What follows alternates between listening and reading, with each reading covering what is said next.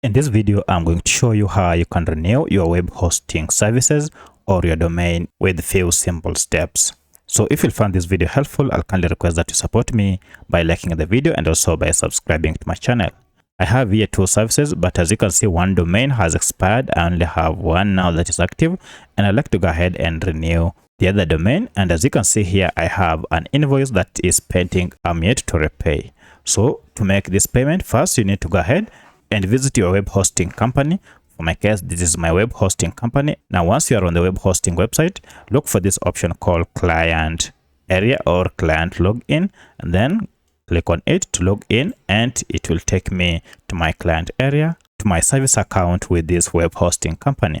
From here, I'd like to go ahead and make the payment. If I go ahead and tap on this invoice, you can see I have the latest invoice here for one of my website which needs to be renewed. So if I go ahead and tap on the invoice, you can see it is unpaid. To pay it, I'll just proceed and make the payment using the preferred payment method. And for my case, I'm going to make the payment using mobile money. And for this, I'm using the M-Pesa services. Your payment method will be different from mine. So go ahead and choose your preferred payment method. And for my case, I just go ahead and enter my phone number and then proceed by sending an STK push.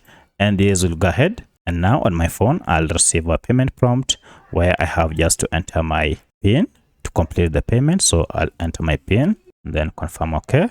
And here we go. The payment has been done.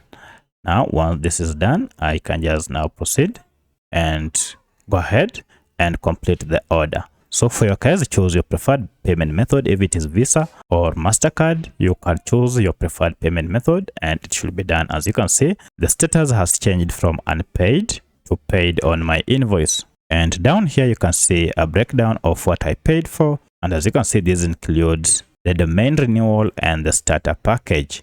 So if I go ahead now look at that, my invoice has been paid.